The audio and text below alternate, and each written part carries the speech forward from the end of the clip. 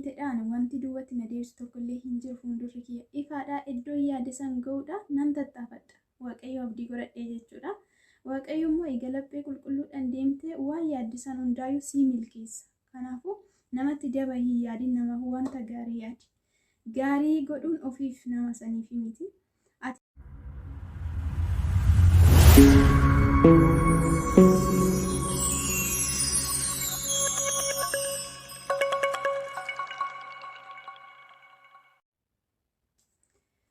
Shamaa harka fuudhee kabajamtootaa fi jaalatamtoota burtee miidiyaa nageenyi haraarri jaalalli waaqayyo isin haa baay'atu. Hordoftoota kiyyaa biyya keessa ala teessanii kan hordoftan marti keessan akkam jirtu nagaa keessanii ani nagaa kiyyaa galata waaqayyo isinilleen akka nagaa taatan abdiin qaba.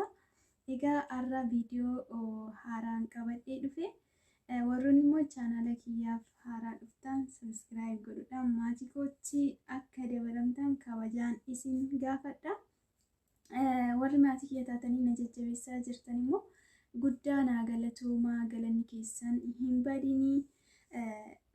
Na cinaa dhaabbattanii koomentii naa barreessuudhaan na jajjabeessuudhaan har'a na wajjin jirtanii kan boroota illee itti fufaa kabajamaa galatoomaa isiniin jechuu jaaladhaa sumaanii. Warroonni immoo haaraa dhuftan subscribe tuquudhaan mallattoo bilbilaa utuudhaan viidiyoon ani galakkisu yeroo hundaa isin bira ni qaqqaba jechuudha. Egaa har'a ergaa gabaabduu isheetan isiniif qabadhee dhufe. Ergaan kiyyallee maalidha? Waa tokkotu na mudate. Wanta na mudate kana isiniif share godhuun dhufe. Isin keessaa namoota muraasa wanti akkanaa isin mudachuu ni mala jedhee yaada. Darbee wanti akkanaa ni jira. Anillee kana dura namarratti argeen ture. Garuu kan namarratti arge sun deebi'ee mana kiyya dhufee jira. Egaa maal jechuu barbaade?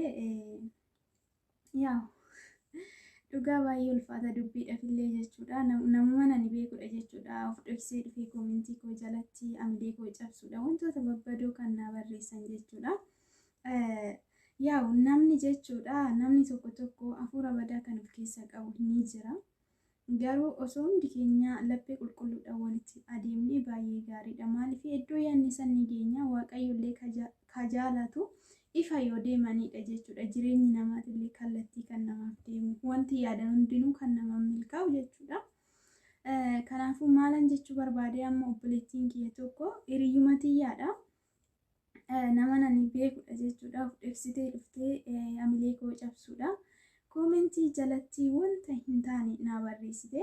Ani yoomillee jechuudha namni jecha namaas hin amanu. Konfidensii mataa kiyyaan qabaa.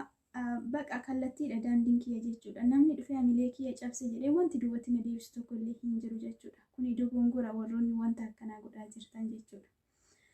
Nama hin beeknellee osoo ta'ee haa ta'u namni beekan namni hiriyyaan ofii of dhoksitee dhuftee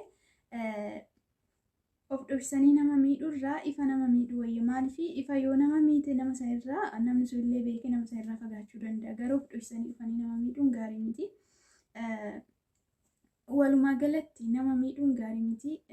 Warroonni hafuura badaa akkana of keessa qabdan kuni osoo namatti daba yaaduu baattanii bakka jaalalaan tokkummaadhaan wal jaalannee ifaan osoo walitti adeemnee baay'ee gaariidha. Of dhoksanii dhufanii nama miidhuun gaarii miti. Waaqayyo hin jaalatu. Ati namiite jedhee ani deebisee si miidhuu osoo hin taane waaqayyollee kan jedhu namni tokko yoo si miidhe deebistee miidhiin jedha. Kanaafuyyuu ati namiiteedhaaf ani immoo deebisee si miidhuu hin fedhu. Maaliif waaqayyo laphee qulqulluu siif haa banu siin jedhee jira. Hin argita ani jechuudha wanta tokko beekee jechuu hin fedhu. Sababni isaas waan tokko eegaan baree booddee nama sanitti fiillafiitiin hima. Kanaafuyyuu wanta akkanaa hin godhinaa ijoollee.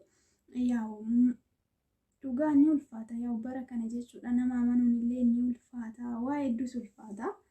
Garuu wanti akkanaa gaarii miti. Irraa of qusadhaa warroonni wanta akkanaa raawwachaa jirtan isiniin jedhaa sumaanii. Egaa ati namiiteedhaan wanti duwwatti na deebisu tokkollee hin jiru fuuldurri kiyya ifaadhaa iddoo yaade san ga'uudha nan tattaafadha. Waaqayyo abdii godhadhee jechuudha. Waaqayyo immoo eegalaphee qulqulluudhaan deemtee waan yaaddisan hundaayyuu sii milkeessa. Kanaafuu namatti daba hin yaadin, nama wanta gaarii yaadi. Gaarii godhuun ofiif nama saniif miti. Ati har'a lafa kanarratti gaarii yoo hojjette boru gubbaarra sii kaffala. Kanaafuu gaarii miti daba namatti yaadina.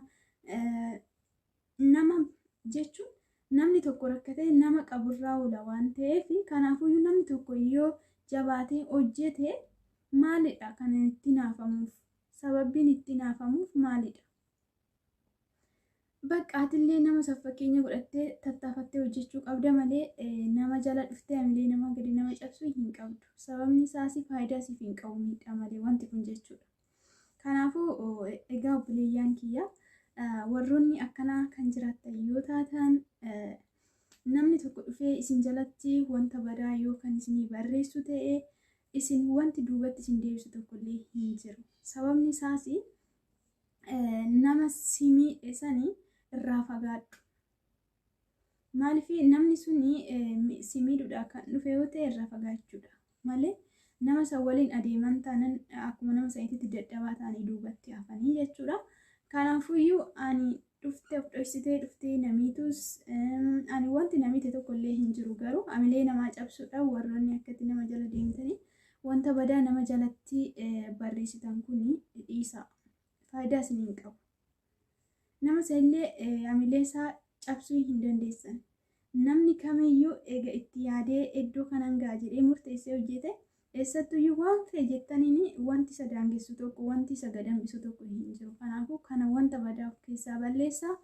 Egaa yaadni kiyya qabadhee dhufe kanaadha, ergaan kiyya jechuudha. Egaa obboleeyyaan kiyyaa warroonni akkatti hafuura badaa of keessaa qabdan kunii dhiisaa, homaa isin fayyadu. Tokkoffaa Waaqayyo muufachiisaa jirtu. Waaqayyo wanta akkana hin jaalatu. Kanaafuyyuu hundi keenya egaa walitti dhiyaanna ta'e, egaa wal jaalanna ta'e, egaa wal beekna ta'e laphee qulqulluudhaan walitti deemuu qabna, jaalalaan tokkummaadhaan malee gubbaana biratti na fakkaachaa na duuba garagalaa immoo namiidhaan nama wajjin jiraachuun gaarii miti. Egaa ergaan kiyya kanaadha. Kabajamtoota hordoftoota kiyya warroonni wanti akkanaa isin kana dura kan mudate jiraachuu ni mala jedhee yaada. Kanaafuyyuu kanaadha ergaan kiyya kan qabadhee dhufee namoonni akkanaa dhiisaa isin hin fayyadu, irraa of deebisaa isiniin jechuu jaaladha. Egaa asumarratti hin dhaabaa. Warroonni immoo chaanala kiyyaaf haaraa dhuftan subscribe godhadhaa. Maatii kiyyatti akka dabalamtanii maamila kiyya taatan isiniin beeksisaa. Egaa viidiyoo biraatiin immoo akka walitti deebinutti turtii gaarii. Baay'ee.